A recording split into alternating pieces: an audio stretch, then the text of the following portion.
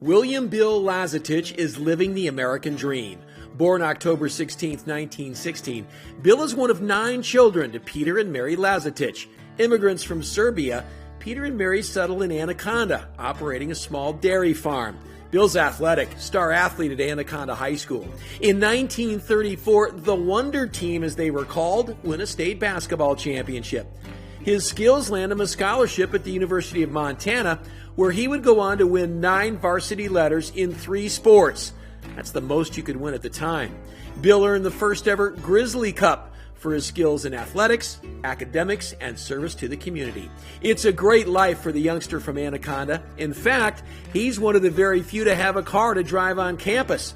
Turns out there was more than dairy milk in those containers back on the farm. Milk's on the top and the booze is on the bottom.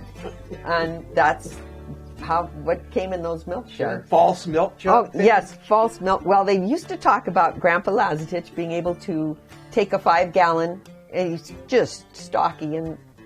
But when you see Grandma Lazetich, you'll know why these kids were as tough as they were. In 1939, Bill is drafted by the Cleveland Rams and spends 2 years in the NFL. From high school to college to the pros, Bill Lazetich is well on his way to becoming one of the all-time greats from Montana. Along with brother Millen, the two seem destined to do big things on pro football's biggest stage. Their careers from Anaconda to the University of Montana to the NFL, and they both playing at the same time. Bill's love of sports and the reality of life collide December 7th, 1941, and the bombing of Pearl Harbor. The United States is plunged into World War II. The call to arms is about to disrupt the lives of young men across the nation, eager to defend itself from Japan and Nazi Germany. The attack on Pearl Harbor united Americans as never before in history. In the explosions at Pearl Harbor, there was forged the will for complete and absolute victory over the forces of evil. Bill Lazetich answers the call, and there is no doubt which branch of the service he will enlist in. He was very proud of being a Marine. And when we asked him, he enlisted, he said, I picked the Marines. He said, I wanted to be with the best, and I wanted to be surrounded by the best. And that was a team to him. The Marines dare not waste a moment encountering their implacable, impersonal, hateful foe, the jungle. Bill Lazetich is about to join a more dangerous team, Marine 1st Raider Battalion. He's stationed in the Pacific Theater, where the Allies continue an island-hopping campaign that is leading them closer to mainland Japan. The fighting is vicious. Marines met at the beach with constant fire from the Japanese. They fought with fanatical fury. As the war drags on, U.S. troops are making progress. And after capturing Guadalcanal, they are one step away from the last major island to capture, Okinawa.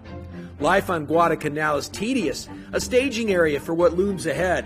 It is there the 4th Marine Division, which includes Bill Lazetich, and the 29th Division debate who could field a better football team. Now keep in mind, both are loaded with All-Americans and NFL stars. It's decided they'll play a game, aptly named the Mosquito Bowl. A field is constructed on the beach. Armed Forces Radio will broadcast the game. Thousands of troops are in attendance. Christmas Eve, 1944. The game itself ends in a 0-0 tie. What started out as a touch game quickly escalates into full-scale contact. Players quickly realize if they're injured in the game, they just might avoid the looming battle of Okinawa. He said, brawl. He said guys were not only trying to knock out their opponent, they were trying to get themselves knocked out. It was supposed to be touch or flag, but he said that went out the window after about 3 plays. American troops landed on Okinawa. It was Easter Sunday, 1945. It was also April Fool's Day. It marked the beginning of the most bitter island battle in modern history. Of the 65 men who play in the Mosquito Bowl, 15 will die in Okinawa. The Battle of Okinawa begins April 1st, 1945, and lasts a total of 82 days. It will be the last major battle of World War II, with the collapse of Germany imminent. The fighting, brutal, often hand-to-hand combat. 3,000 Japanese, Americans, and Okinawans are killed every day for the next 82 days. In all, 250,000 will lose their lives on the tiny island, but in the end, the Allies prevail. Bill Lazetich is wounded twice, one damaging his calf so bad he will never play football again. Lazetich recovers from his wounds and returns to the front lines. He becomes one of the first Americans to set foot on Japanese soil after atomic bombs are dropped on Hiroshima and Nagasaki. Bill Lazetich receives the Purple Heart and is on his way home. The war is over. And as the surviving Marines wave goodbye, one of the greatest tales of heroism slips out of focus into history. Bill returns to Montana with an eye on teaching and coaching. He meets Daisy Pekich. They marry July 20th, 1947. She is the love of his life, married for 55 years with 4 children. Bill spends the next 30 years at Billings Senior. In 1947, he guides the Bronx to a state football title. After a decade on the sidelines, he switches to basketball and coaches for another 22 years, winning state titles in 1960 and 1967. The 67 title game, no question a father-son moment. Son Pete is on that team and, as it turns out, hits the game winner in overtime against West High in front of 10,000 fans.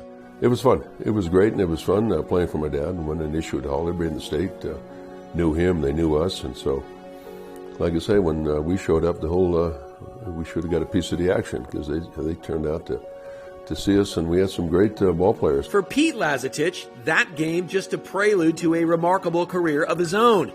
He goes on to become an All-American at Stanford, playing defensive tackle.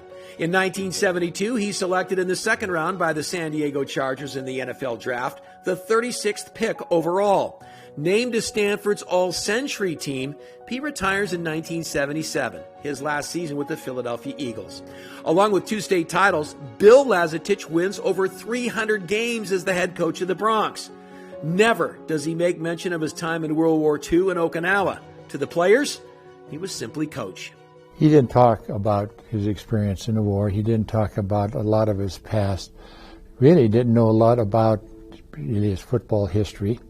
He was just a nice guy, really well liked.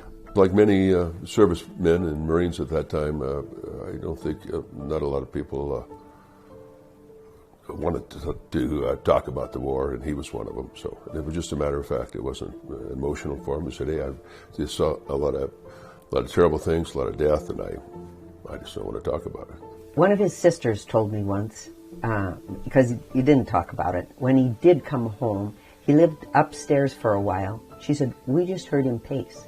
That's all. We just heard the footsteps night and day." And then whatever switch he came to be, that he turned it off to not, talk about it at all. I mean, we all recognize it now in different terms. Teacher, coach, husband, and father, Bill Lazetich will be remembered as a giant in the history of Montana sports. In 1982, he's inducted into the Montana Coaches Association Hall of Fame. Despite his success, Bill Lazetich was first and foremost a family man in every way. He just had a heart of gold. He just did. Well, one of the things he'd say all the time was, "Will this matter 5 years from now?" All those little traumas you have when you're growing up. Will this matter 5 years from now? Move on. No, I was riding my bike, and I had tried to jump a curb, and ultimately went over and came down, and I broke my arm here. He didn't say much. He just looked over at me and said,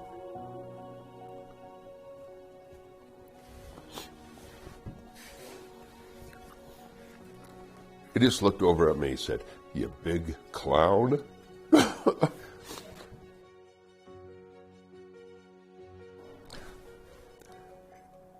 And then, just like now, I started crying.